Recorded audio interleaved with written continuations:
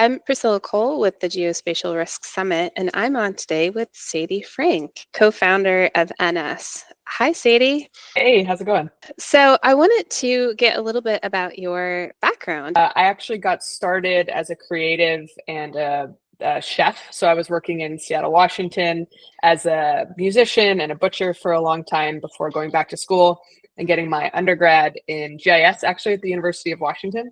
And then became the only one in my circle that knew anything about spreadsheets and how to use numbers. And so I started doing business management as my friends launched their own creative businesses before. Actually, the fires happened in about 2017 was a big fire season in Washington State. And I went back to Berkeley and got my degree in climate policy and spent a lot of time at the business school. And since then, I've been working on climate-related financial risk issues, resilience and adaptation, really focused on understanding how the global economy is integrating climate risk and weather risk information and making decisions. So have been doing a lot of research, writing, thinking, strategy work with companies and think tanks all over the world for the past 6 years or so before launching NS. And we're really focused on the intersection of supply chain and climate risk. Yeah, why don't you tell us, how did NS get started? Like what made you want to start a company like this? It's a good question. So my brother, my co-founder, his name is Harrison, and he is a supply chain guy. So he is a mathematician, applied mathematician, really interested in complexity. So how does complex networks react to external input? How do we make better decisions using quantitative data, big data, and analytics? And so he was working during COVID at a top 20 global importer and really watched as the COVID-19 pandemic spread through global supply chains and caused massive disruption. So everybody at his company was scrambling to understand where goods were. All of their algorithms were falling apart. It was chaos. And so he realized that there's probably a better way to understand supply chains and to do supply chain optimization. At the same time, I was spending my time talking to CEOs and researching about how climate data was being used in the global economy by large corporations. And so he was trying to convince me to start a company with him that really targeted the intersection of the two. And we were actually at a conference last year in Vegas as the parking lot was flooding in Vegas, and Vegas was shutting down because of flooding.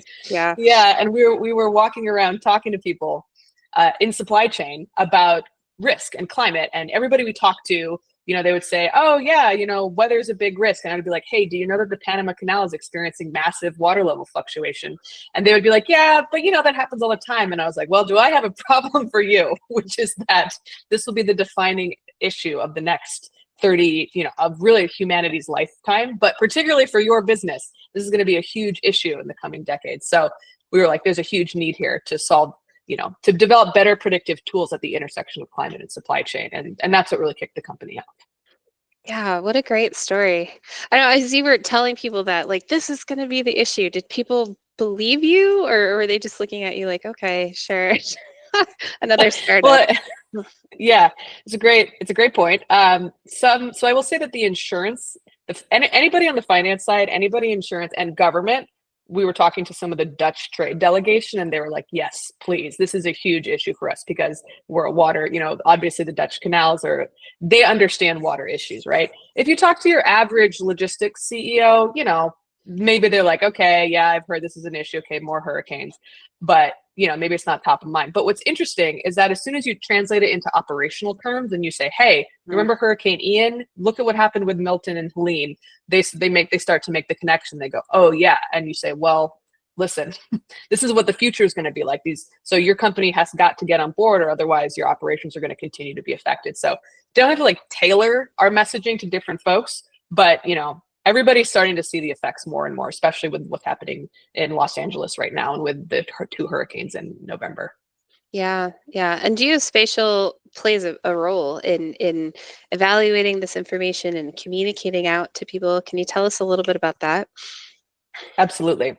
I mean, geospatial is the foundation of everything that we do. It is certainly the foundation of supply chain.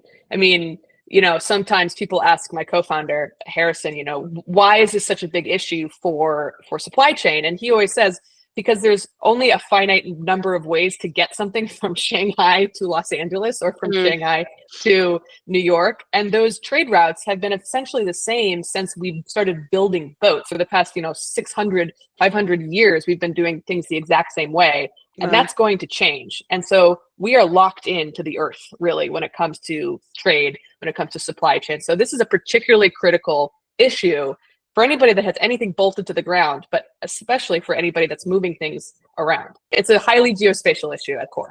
No, I love that. We are locked into the earth. Wise words from Sadie Frank here. So you can find Sadie up on stage. She'll be on a panel called Risk and Movement with some other interesting folks talking about things that are moving, storms that are moving, maybe they're both moving. Yeah, that'll be a really fun conversation. And, Sadie and NS is also a sponsor of the Geospatial Risk Summit. You're sponsoring the cocktail reception, which will, Yes, will be a that'll be fun, fun. that'll be a fun time. Food and drinks and meeting new people is always a blast. So thank you for joining us, Sadie. Thank you so much.